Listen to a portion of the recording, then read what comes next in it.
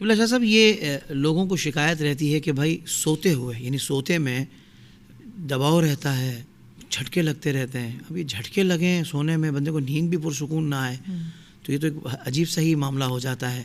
شاید یہ بھی کوئی ایک مرض ہوتا ہوگا. شاہ صاحب اس کا بھی کوئی علاج ہو روحانی تو ارشاد فرما دیں.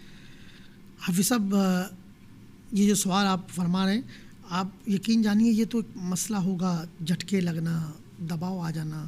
مگر بار ہماری کیونکہ فیلڈ ہے، بعض بہن بیٹیاں بتاتی ہیں کہ ایسا لگتا ہے ان کے سینے پہ کوئی آ کے بیٹھ گیا، سینے پہ بوجھ ہو جاتا ہے. بعض اوقات یہ کمپلین بھی ہے کہ کوئی ہے بھی نہیں، اور بہنیں بیٹیاں شکایت کرتی ہیں کہ ہمارے ساتھ شرارتیں ہو رہی ہیں. صحیح، یعنی کہ یہ معاملات بھی ہیں. اور اس طرح کی شیطانی مداخلتیں، یعنی شریر جنات کی مداخلت کی وجہ سے زیادہ ایسے معاملات ہوتے ہیں. صحیح، یہ بھی وجہ ہے. بے سکونی سے بھی ہو سکتا ہے، خشکی. اب جیسے ڈاکٹر کہتے ہیں کہ دماغی خشکی کی وجہ سے اگر آپ کی آنتوں میں خشکی ہو گئی ہے یا گیسز آپ کو چڑھیں گی تو اس سے بھی یہ مرض ہوتا ہے. ایک تو میڈیکل بھی علاج کرائیں. صحیح. لیکن اب جن کے سینے پہ وزن آ جاتا ہے یا اٹھتے ہوئے جھٹکے لگتے ہیں یا پھر بعض اوقات کوئی چھیڑ دیتا ہے، آپ کہتے ہیں کسی نے انگوٹھا جو میرا دبا دیا، اس طرح کے معاملات بھی ہوتے ہیں. جناتی مداخلت بھی ہو سکتی ہے.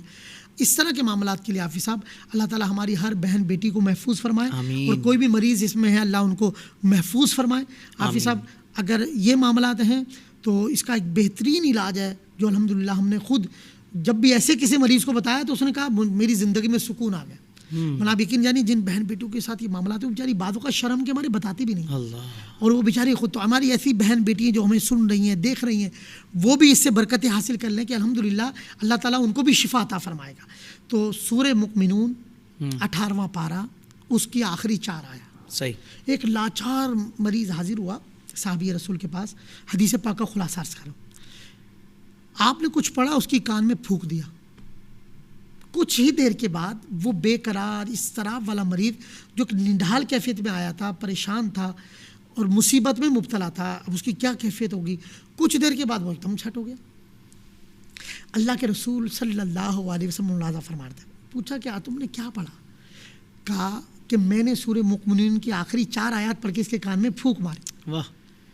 مصطفیٰ جان رحمت صلی اللہ علیہ وآلہ وسلم نے ارشاد فرمایا اگر تم اللہ پر ایمان رکھ کر، کوئی بھی شخص اللہ پر ایمان رکھ کر یہ آیات پہاڑ کے سامنے بھی پڑھو گے وہ راستہ چھوڑ دے گا. اللہ اکبر. شاہ صاحب کیا بات ہے. سورہ مؤمنون اللہ کے پیارے حبیب صلی اللہ علیہ وسلم نے ارشاد فرمایا.